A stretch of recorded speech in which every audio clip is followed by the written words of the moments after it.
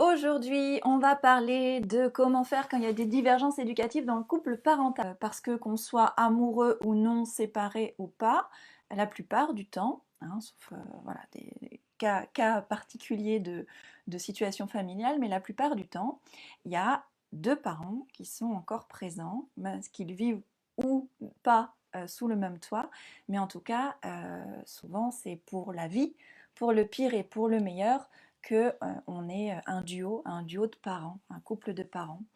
Et, euh, et quand on devient parent, ça on l'a tous vécu, c'est une sacrée claque, hein, on se prend vraiment une grosse tornade dans la tête, ça remue vraiment beaucoup de choses, ça remue au point de vue de notre quotidien, notre organisation, nos émotions, même notre corps, notre histoire, enfin tout est chamboulé, et ça chamboule aussi notre couple, vraiment beaucoup.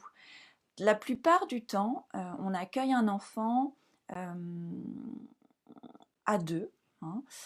Et soit c'est un peu l'amour fou, c'est un peu l'insouciance, on se pose pas de questions, allez, notre amour va nous aider à être parents, enfin on se pose même pas de questions sur la parentalité. Ou alors ça peut être aussi un couple de parents qui partagent les mêmes valeurs, et puis qui a tendance à voilà, bah, qui se fait confiance, quoi, ça va rouler forcément, et puis qui a des fois tendance à croiser d'autres parents et puis à se dire ah non, mais ça, je ferai jamais ça, hein. Je ferai jamais comme eux, hein. Non, mais regarde-les, jamais on fera ça, quoi. Et puis, ils devraient faire comme ci, ils devraient faire comme ça. Ça, c'est avant d'être parent. Et puis, en tant que maman, très souvent, on a lu plein de trucs pendant la grossesse, des fois les papas aussi. Et puis vient le jour où bah, le projet bébé, il devient réel. Le bébé est là. Et du coup, il y a un enchaînement de défis qui se présentent, et puis il y a les conflits qui vont avec. Hein. Et alors que vous pensiez connaître par cœur votre chéri, eh bien, vous le découvrez, mais vous le découvrez dans un autre rôle, dans le rôle d'être parent, et vous vous découvrez aussi dans le rôle d'être maman. Et là, c'est plus la même, quoi. C'est plus la même, et ça peut vraiment faire des étincelles. Il y a aussi le cas où le bébé il n'est pas forcément désiré, ou l'autre il n'est pas prêt à accueillir le bébé, et là aussi, effectivement, ça peut faire des étincelles et mettre en avant des divergences éducatives assez fortes. Je crois que l'éducation des enfants, c'est la cause de dispute numéro un dans le couple. Et certainement avec le sexe et le ménage, mais en tout cas, je pense que c'est certainement dans le top 5. Hein, donc, c'est pas rien. C'est pas rien. Et du coup, aujourd'hui, moi, j'ai envie de vous partager trois conseils pour savoir peut-être un peu mieux, hein, je le souhaite, comment réagir quand il y a des désaccords éducatifs entre les parents et comment transformer ces différences en force. Donc ces trois conseils, le premier c'est d'ouvrir grand la porte à la communication, d'ouvrir grand la porte à la discussion, à l'échange des points de vue, parce que bah, vous êtes deux dans le même bateau. Euh, alors minimum deux, hein, parce que là je ne parle pas des familles recomposées, mais en tout cas deux à l'origine de ce projet bébé, et chacun est différent. Vous êtes tous les deux différents, et donc c'est important d'ouvrir la communication pour pouvoir s'adapter l'un à l'autre et aussi s'adapter à son enfant. Donc pour ça, il faut prendre des temps de discussion pour partager, parce que on a chacun notre histoire, on a chacun notre expérience, on a chacun notre propre éducation, et, euh, et très souvent, on choisit notre style de parentalité, soit pro, enfin, pro-parents, j'ai envie de dire, qu'on essaye, on reproduit des choses que nos parents nous ont transmis, hein, donc on essaye de reproduire le modèle éducatif de nos parents, ou alors on est contre nos parents, et du coup on veut tout faire, enfin faire l'inverse. Mais dans les deux cas, on est en réaction avec nos parents. Hein. Donc on peut choisir un modèle éducatif par rapport à nos parents, pour ou contre, mais des fois on ne le choisit pas, on le subit. Mais de toute façon, notre histoire, notre propre éducation, elle a un fort impact. Donc on arrive en tant que parent avec ça, et l'autre aussi arrive avec ça. Et c'est pas du tout la même chose. Même si on a l'impression que on a une enfance à peu près similaire, on a des points communs, on n'a pas vécu du tout les choses de la même manière. Salut Paola, salut Valérie. Du coup, l'objectif, quand on est un couple de parents, c'est de co-créer un nouveau modèle qui n'est pas basé sur les parents d'un tel ou contre les parents d'un tel, mais c'est de créer un modèle éducatif qui est propre au couple parental. Et ça, c'est pas toujours facile. Mais pour ça, ben, moi, je vous conseille d'essayer de prendre des temps de discussion régulièrement à deux, que vous soyez ensemble ou pas encore, mais c'est important en tant que couple parental d'ouvrir la porte à la discussion pour que chacun garde l'un envers l'autre en fait une forme de curiosité et une forme d'accueil de, de ce qu'il vit, de ses choix, de ses opinions, de ses points de vue. Et en fait, on est tous les deux complémentaires en fait dans un couple. Et c'est important d'échanger.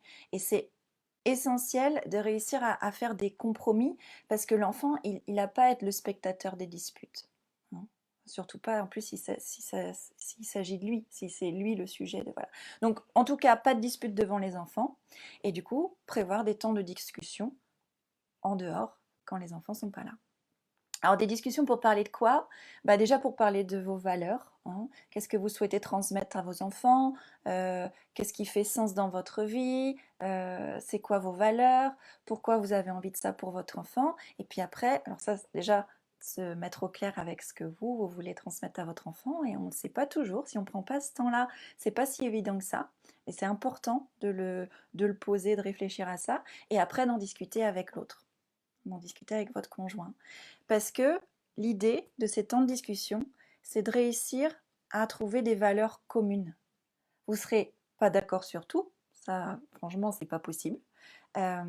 Mais en tout cas, ce qui est essentiel, c'est d'avoir quand même quelques valeurs communes.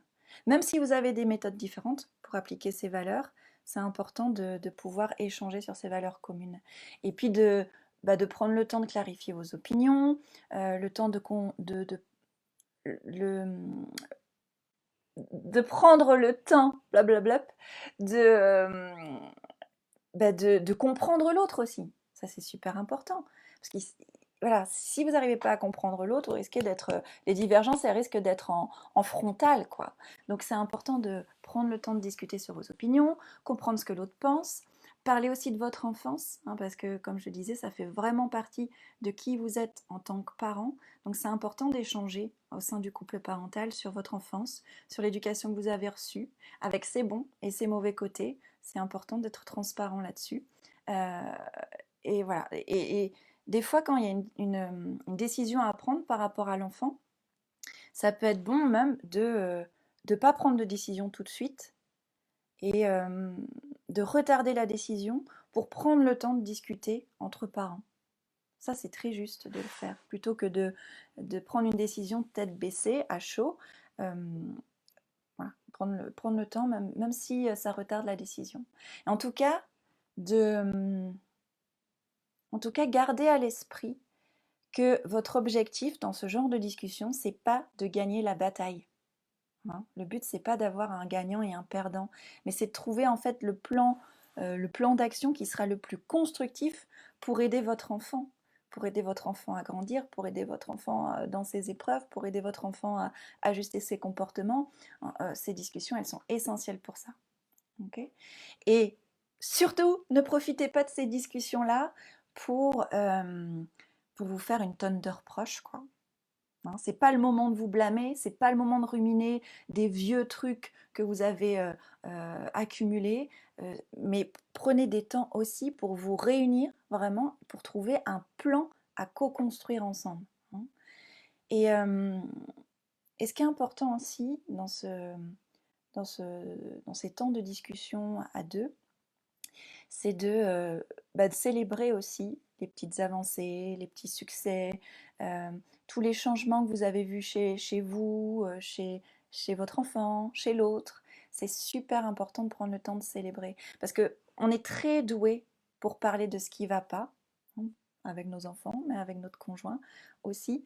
On est très doué pour parler de ce qui ne va pas. Et moi, j'ai envie de vous donner les deux mots magiques à dire tous les jours à votre conjoint, c'est merci et pardon. C'est important de changer de regard, changer de lunettes et de célébrer aussi ce qui va bien et de reconnaître ses erreurs en disant un petit pardon. Alors c'est pas toujours facile, mais essayez ces deux mots magiques là tous les jours. Ça change vraiment les choses. Donc ces temps de discussion, ils sont super importants. Est-ce que vous prenez le temps de faire le point avec votre partenaire, avec l'autre parent? Est-ce que vous prenez ces temps-là? Est-ce que vous avez régulièrement ce genre de discussion à froid, calme, pour échanger, pour faire un plan constructif? Hein, est-ce que ça vous parle? Partagez-moi. Il y a un petit décalage des fois, donc je regarde les commentaires. Donc ces temps de discussion essentiels. L'autre conseil que j'ai à vous donner, c'est de sortir du rapport de force. Hein, je disais que ces temps de discussion, ils ne doivent pas être une bataille, à savoir qui va gagner, qui va perdre. Et c'est important de sortir du rapport de force. Donc là, il y a c'est une citation de Marshall Rosenberg. Marshall Rosenberg, je ne sais pas si ça vous parle, mais c'est le fondateur de la communication non violente, qui est un superbe outil de communication, que même, voilà, plus qu'un outil de communication, c'est même un style de vie qui est super utile pour un art de vivre plutôt, qui est hyper utile en tant que parent, hein, pour nous les parents. Et Marshall Rosenberg, il dit que dans la vie, on a deux possibilités, c'est soit être heureux, soit avoir raison. Donc, je trouvais cette citation pas mal. Et, euh, et c'est important de choisir d'être heureux, hein, plutôt que d'avoir raison, et du coup d'essayer de sortir du rapport de force. Parce que vous êtes vraiment dans le même bateau, hein, les deux parents, quels que soient vos styles éducatifs, quels que soient vos désaccords, vous êtes dans le même bateau. Et c'est important euh, d'avoir la conviction profondément, une vraie conviction que chacun fait de son mieux à chaque instant. Le truc, c'est que parfois, le mieux est pas très haut, et pas terrible, hein. Mais chacun est en chemin et chacun fait de son mieux à chaque instant. Okay, et même si c'est pas très haut, bah c'est ok. C'est un des accords Toltec que j'aime beaucoup. C'est chacun fait de son mieux à chaque instant. Et du coup, quand vous avez ces temps d'échange, essayez le plus possible de ne pas critiquer votre partenaire. Si vous avez des choses à lui reprocher, de ne pas le critiquer lui directement, mais de critiquer la méthode qu'il utilise. Hein, que voilà, ça c'est pas ok, mais c'est pas lui qui est en faute, c'est pas lui qui, qui merde, c'est pas lui. Voilà. Et éviter le fameux tu qui tue. Éviter de le viser lui en disant tu ne fais pas ci, quand tu as fait ça, c'était pas cool, t'es vraiment autoritaire, ou au contraire tu es laxiste, tu lui parles mal, enfin voilà. Mais essayez plutôt de critiquer la méthode, la façon dont, voilà, la stratégie qu'il utilise en fait pour arriver à nourrir son besoin ou pour essayer de transmettre une valeur à son enfant. Il y a des fois des méthodes qui ne sont pas ok pour vous. Ça, vous pouvez en parler sans le pointer du doigt et avec le fameux tu qui tue. Et pour ça, j'imagine si vous me suivez, si vous êtes là, c'est que vous connaissez le pouvoir de l'empathie pour vos enfants, vous connaissez le pouvoir de l'écoute sur vos enfants et, et de l'accueil des émotions, etc., etc. Ce qui est cool, alors c'est pas toujours facile, hein, même moi en le disant, je grince un petit peu, mais c'est d'essayer d'offrir ça aussi à votre conjoint, d'avoir la même attitude de respect, la même attitude de positivité, la même attitude de non-violence vis-à-vis de votre conjoint que celle que vous avez vis-à-vis de votre enfant. Ok. Parce que quand vous ou votre conjoint vous vous comportez de manière excessive avec votre enfant, vous réagissez de manière inadaptée ou que voilà, vous n'êtes pas votre mieux est un peu bas ce jour-là, bah, c'est très souvent parce que vous avez un besoin qui est non satisfait. Et du coup, voilà, vous le savez pour vous, mais votre conjoint aussi. Donc quand il dérape, c'est qu'il a aussi son circuit de stress qui est paf, quoi, qui explose.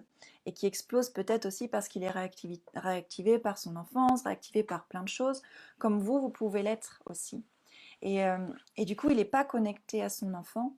Et, et le meilleur moyen pour l'aider à se reconnecter à son enfant, à votre enfant, c'est pas de lui dire tu fais mal, tu dis n'importe quoi, arrête de t'énerver. Le meilleur moyen, c'est de lui offrir de l'empathie, comme vous pourriez faire à votre enfant. C'est lui offrir de l'écoute, c'est lui offrir le maximum de tendresse et d'amour pour l'aider à apaiser comme ça son circuit de stress. Alors c'est dur, c'est très dur, mais c'est le moyen le plus efficace hein, pour l'aider sans qu'il se sente blessé, sans qu'il se sente sur la défensive, si jamais vous n'êtes pas OK là-dessus. Isabelle, tu me dis, séparés, nous communiquons par SMS ou de vive voix. Continuez à entretenir ça. Est-ce que voilà, tu peux nous partager? Est-ce que ça se passe bien pour toi? Est-ce que vous arrivez comme ça à sortir du rapport de force et à faire des projets constructifs, coopératifs pour ton enfant ou tes enfants? Partage-nous ton témoignage si ça te dit. Hein. Alors c'est vraiment pas facile hein, de se mettre d'accord sur la façon d'éduquer ses enfants, surtout que quand on est en conflit comme ça, quand on est dans un cas de discorde, notre premier réflexe c'est de penser que l'autre a tort. Hein, ça c'est automatique, l'autre a tort. Hein, et où il commet vraiment une grosse erreur, il est trop sévère, il est trop permissif, en tout cas il fait pas bien. Et du coup, moi, ce que je vous invite à essayer de faire chaque jour un peu plus, c'est d'essayer de comprendre la position de l'autre. C'est d'essayer de se demander, par exemple, mais pourquoi il est comme ça? Pourquoi il est si sévère? Pourquoi il est si permissif? Hein, euh, peut-être qu'il est sévère parce que quand il était enfant, il n'a pas eu assez de règles, alors du coup, il en a souffert et il essaye de rattraper ça. Enfin, vous voyez, il faut essayer d'en discuter sans juger ce qu'il a vécu et du coup les conséquences que ça a sur sa façon d'être père aujourd'hui. Et essayer aussi peut-être de lui faire comprendre que son enfant, c'est pas un mini lui, donc pouvoir prendre un peu de recul là-dessus. Enfin, en tout cas, c'est important que chaque parent aide l'autre à grandir, hein, d'essayer de grandir ensemble. Hein. Alors sans bien sûr devenir ni son psy, ni sa nouvelle maman, ça il n'en est pas question, mais en tout cas de sortir du rapport de force pour, euh, pour faire ensemble, quoi. Pour faire ensemble.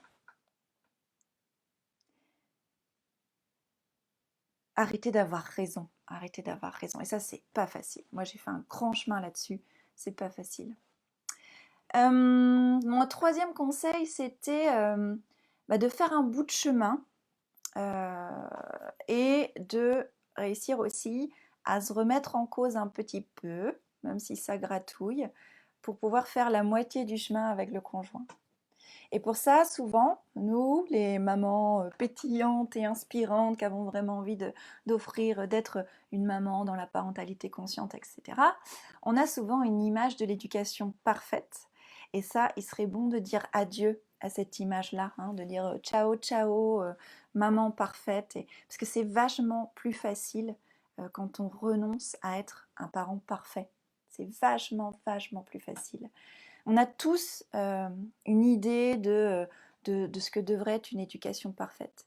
Et très souvent, ça va contre euh, les idéaux de notre conjoint. Hein. Souvent, ça ne colle pas.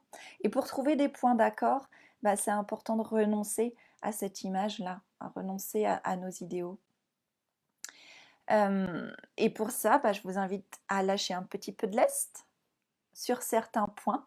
Hein, lâchez cette image de la maman parfaite que vous ne pourrez jamais atteindre et qui n'est vraiment pas souhaitable d'atteindre. Et donc lâcher ce lest-là pour trouver un compromis. Hein, faire un petit bout de chemin pour se rejoindre au milieu. Et d'accepter de voir que notre description du parent idéal, en fait, elle n'est pas si parfaite que ça. C'est pas si parfait qu'on le croit. C'est vraiment une image. C'est vraiment une image, une projection de plein de trucs, mais c'est pas si parfait que ça. Et que vraiment, euh, notre enfant, il est là, il est venu là pour avoir vos deux expériences. Et certainement pas pour vivre dans une bulle, et certainement pas pour vivre dans une pub Kinder ou je sais quoi, où il y a la famille parfaite. Et non, ça n'existe pas et c'est vraiment pas souhaitable. Donc, il y a tout à construire, hein. Il y a tout à construire en sortant des bouquins d'éducation positive, en sortant de toutes ces informations qui peuvent vous culpabiliser, en sortant de cette image de la famille parfaite avec l'enfant épanoui. Non, l'idée c'est de vous retrouver vous, de savoir quelles sont vos valeurs, là où vous en êtes, qu'est-ce qui est important pour vous, d'aller connecter l'autre, parce que vous êtes vraiment un couple de parents, connecter l'autre et de comprendre ce qui chez lui est important et de faire le chemin, ensemble et d'essayer de trouver un compromis. Alors c'est pas facile, hein. C'est vraiment pas facile, surtout quand on se découvre des désaccords qu'on soupçonnait pas. Et en plus des désaccords, ils varient avec le temps, ils évoluent avec le temps, hein. Il y a quand on devient parent, il y a les premières crises d'opposition du petit, il y a la rentrée à l'école, il y a l'adolescence, enfin, il y a toutes sortes de choses qui, toutes sortes de sujets au niveau de l'éducation qui sont sensibles et qui peuvent être la source de désaccords. Les écrans, les sorties, les fréquentations, enfin il y a plein de choses. Mais voilà, prendre le temps d'en discuter et de faire le chemin pour discuter de vos deux points de vue et de ne pas être dans, dans une volonté de convaincre l'autre. Aucun de vous ne détient la vérité absolue sur comment on doit être un bon parent. Ok. Et, et moi non plus. Et moi non plus, même si c'est mon boulot, même si j'ai été formée à ça, même si j'ai lu énormément de choses sur le sujet, même si j'ai accompagné des mamans depuis 3 ans, j'accompagne des mamans là-dessus. Mais quand ça concerne nos enfants, notre couple, notre famille, euh, ben, on se rend vraiment compte qu'on ne détient pas la vérité, que chacun euh, fait avec, avec les autres, hein, qu'il s'agit vraiment de faire ensemble. Et c'est important aussi de se demander, du coup, de ne pas toujours accuser l'autre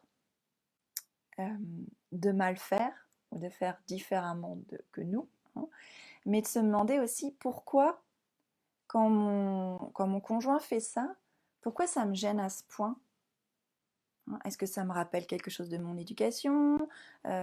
Est-ce que, voilà, pourquoi ça me gêne à ce point?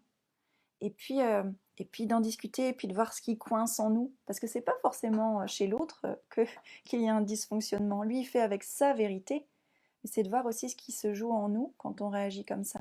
Parce que devenir parent, c'est aussi, c'est aussi se préoccuper de ce qui va nous faire du bien à nous, en tant qu'enfant de nos parents. Donc il y a un chemin à faire sur notre histoire aussi, si on est en réaction avec les méthodes de notre conjoint. Ok. Et vraiment que vous soyez ensemble ou que vous soyez séparés, hein, l'éducation des enfants, elle se fait à deux. Isabelle, tu dis que la communication, elle a toujours été une difficulté. Oui, mais je pense que tu sais à quel point c'est important. Donc c'est important que l'éducation, elle se fait vraiment à deux, main dans la main, idéalement, hein. Mais en tout cas, d'essayer de faire au mieux. Et ça, j'aimerais quand même... Alors, c'est pas toujours facile, hein, on ne va pas rentrer forcément dans les situations... euh, voilà, familiale, relationnelle de chacune, hein, parce que voilà, faudrait prendre voilà, un rendez-vous live avec chacune, parce qu'on a chacune des histoires et des relations particulières, plus ou moins compliquées. Mais en général, quand même, très souvent, euh, nous les femmes, on a souvent du mal à accepter que l'éducation, elle se fait à deux. Et c'est très culturel, hein, c'est très culturel parce que voilà, on a ça derrière nous, le fait que la femme, elle est censée avoir l'instinct maternel immédiatement, ce qui est faux.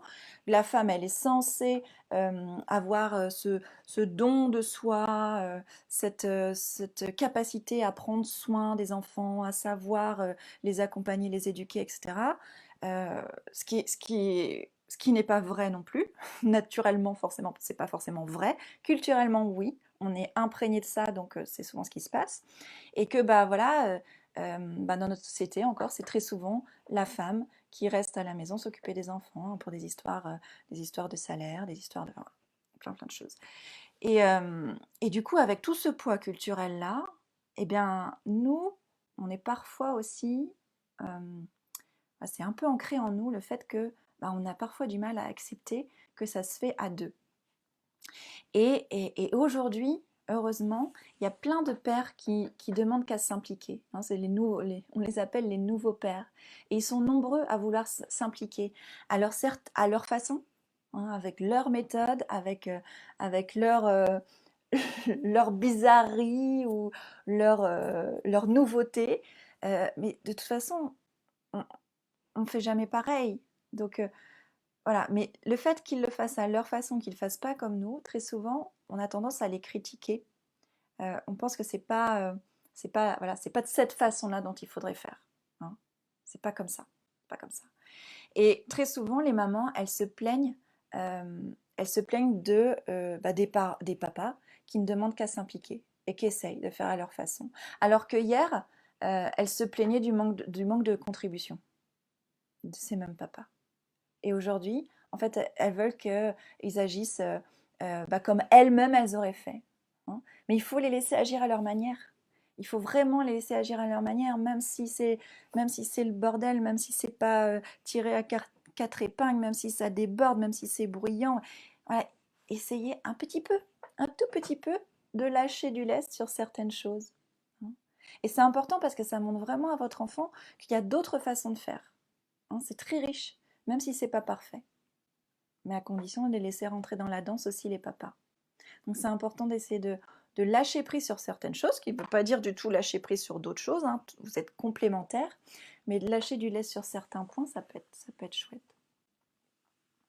Marine, tu partages, je me sens bien meilleure mère depuis que je suis seule à élever les enfants.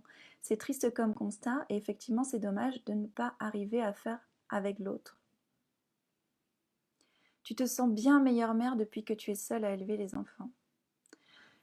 Oui, certainement, tu n'as pas réussi enfin, vous n'avez pas réussi, hein, tout le monde est responsable, à créer, ce partenariat, en fait, et à laisser la place à la discussion. Enfin, c'est pas laisser la place à la discussion, c'est de s'organiser pour que ces rendez-vous aient lieu. Hein, finalement, ça devrait être une obligation, quoi. Ça fait partie du contrat de parents que de faire le point ensemble et de parler ensemble pour qu'on construise ensemble.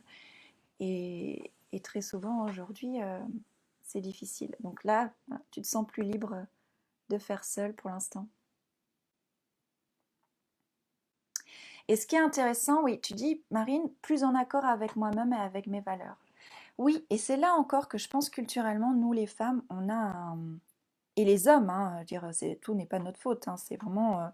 voilà, les hommes et les femmes, on est encore dans des schémas comme ça qui font que on s'efface par rapport peut-être des fois à un papa qui est plus autoritaire. Du coup, on n'assume pas complètement nos valeurs, on n'assume pas complètement qui on se tait, voilà, on s'efface. Et c'est là où moi j'accompagne les mamans là-dessus, c'est réussir à s'affirmer, quoi. C'est réussir à oser parler, alors faire le point sur ses propres valeurs, s'accorder ce temps-là, s'autoriser à penser différemment et réussir à l'exprimer, à partager son point de vue, tout en laissant la place à l'autre. Voyez. Et c'est là où je pense que c'est important, c'est que nous, les femmes, on a besoin de retrouver cette puissance intérieure, quoi, de réussir à savoir qui on est et à co-construire au même niveau que les papas. Juliette, difficile parfois le partenariat avec le papa, la communication. La communication est difficile. Oui, je dis pas que c'est facile. Je dis pas que c'est facile, mais c'est absolument indispensable pour réussir à faire de vos divergences une force, pour avoir comme objectif commun le bien-être de votre enfant. Et ça, c'est une valeur commune que vous pouvez avoir. Et si vous arrivez à discuter et à vous recentrer là-dessus, sur qu'est-ce que vous voulez pour votre enfant, les trucs communs, ensuite, après, vous pouvez déployer d'autres discussions, d'autres méthodes, d'autres façons de faire ensemble. J'avais envie aussi de vous parler de ce mythe-là. Souvent, j'entends souvent parler de ce mythe-là du front commun. C'est important d'être d'être une équipe hyper soudée, les parents contre les enfants, et de faire front commun, d'être hyper cohérent, de se soutenir quoi qu'il arrive, pour faire face, euh, pour faire face à l'enfant. Et ça, pour moi, je suis pas d'accord. Je suis pas d'accord avec ça. Alors voilà, c'est quelque chose, c'est même un conseil, hein, que certains spécialistes transmettent, mais moi je suis pas d'accord avec ça, je vais vous expliquer pourquoi.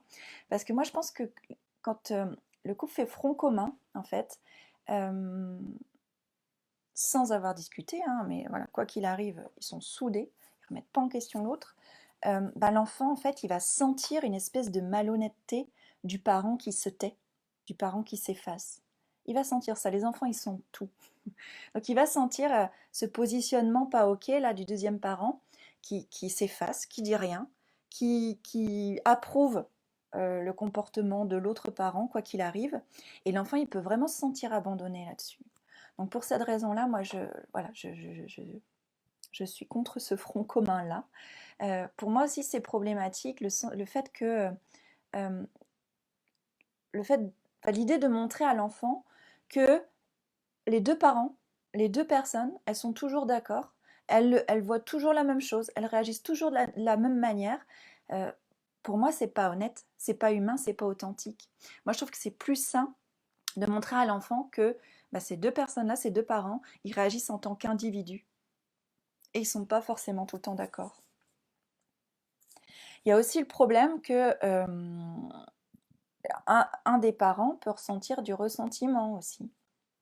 Il peut en vouloir au conjoint de s'être comporté comme ça et d'avoir été obligé, sous prétexte d'un accord tacite qu'il faut faire front commun face à l'enfant, il peut y avoir du ressentiment.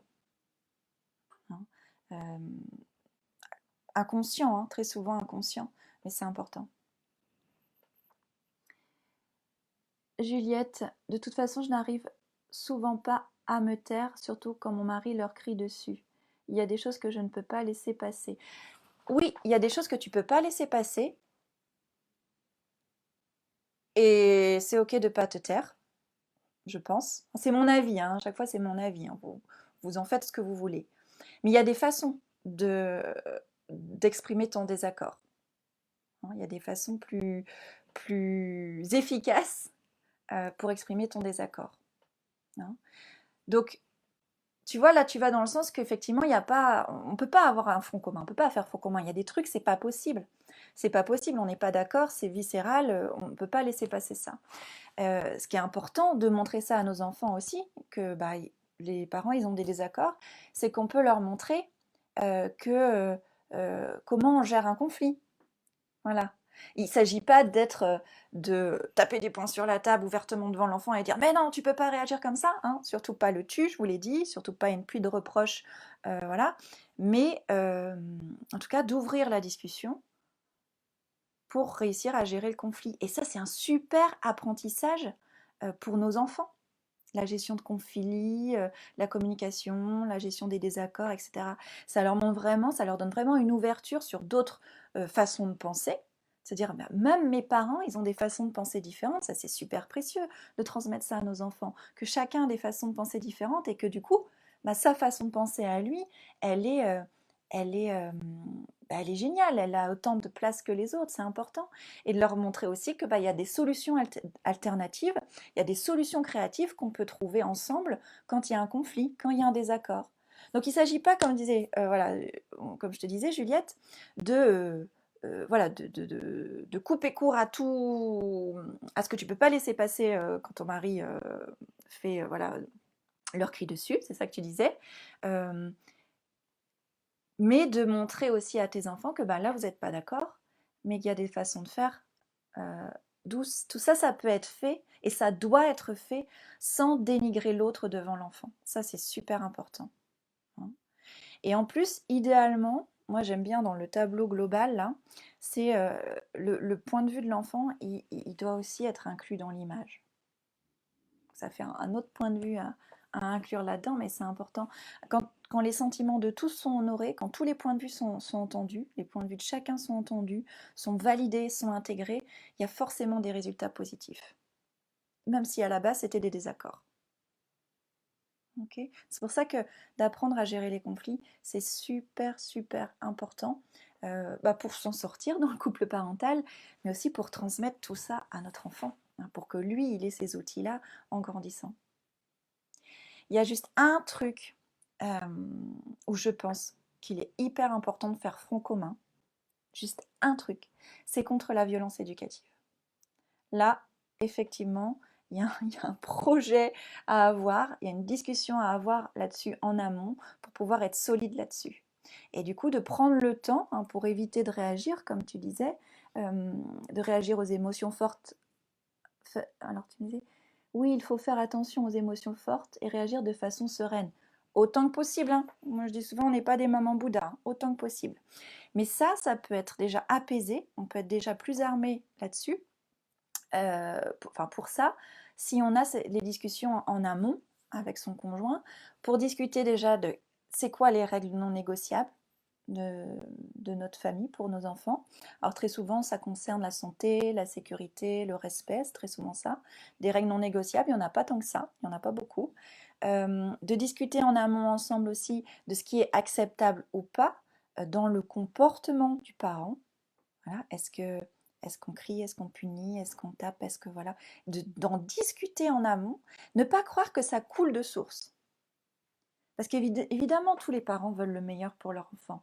Mais quand on est en mode pilote automatique, qu'on est réactivé par des trucs et que nos émotions, notre stress prend le dessus, là c'est notre petit enfant intérieur blessé qui prend le contrôle. Et des fois on se met à reproduire des choses ou à réagir, à faire, à dire des choses qui sont absolument pas à la base dans nos valeurs éducatives. Donc tout ça, euh, c'est important d'en discuter en amont, hein, de ne pas croire que ça coule de source. Donc ce qui est acceptable ou pas, c'est important d'en parler. Alors très souvent, c'est pas facile, je veux dire, on peut pas. Il y a des fois, on n'est pas. Faut attendre d'être confronté à certaines situations avec notre enfant pour se rendre compte que bah là, hop là, cette réaction-là, elle n'est pas acceptable. Hein. Voilà, que ce soit que vous observez chez votre conjoint ou soit une réaction que vous observez chez vous, des fois, il faut attendre d'être confronté à ça, de réagir de cette manière-là pour s'en rendre compte. Mais à partir du moment où vous vous rendez compte, vous discutez ensemble de, voilà, ça c'est acceptable ou pas, et surtout, qu'est-ce qu'on peut faire à la place. Qu'est-ce qu'on peut faire quand on sent la moutarde montonner?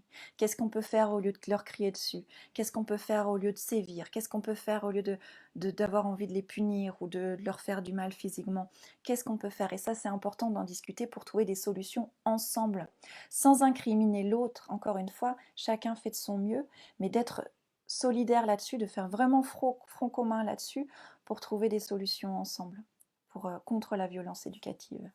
Et une des voilà, certaines solutions, ça peut être quand l'autre voilà, leur crie dessus ou dérape ou fait quelque chose que vous ne pouvez vraiment pas laisser passer là. Ça peut être encore de faire preuve d'empathie, comme je vous disais au début. Ça peut être de le serrer très fort dans vos bras. Alors ça surprend, hein, mais ça marche super bien s'il accepte d'être touché à ce moment-là. Hein. Des fois c'est pas ok. On est tellement dans des émotions fortes, on est tellement à un autre niveau de stress que le toucher n'est pas ok. Mais chez certaines personnes, ça marche bien. Vous enlacez votre conjoint quand il est en train de, voilà, il est en train de perdre son sang-froid, parce que si vous êtes connecté de manière empathique, vous savez que là, lui, il est plus connecté ni à ses valeurs profondes, ni à son enfant. Donc peut-être voilà, en l'apaisant, en lui donnant un peu de tendresse, ça peut l'apaiser. Ou alors en disant des choses du style, euh, voilà, là j'ai compris que c'est important pour toi qu'il se brosse les dents. Euh, je prends le relais, ok? Ou là j'ai compris que tu voudrais que Nora s'excuse. C'est ok si je prends le relais? C'est ok pour toi?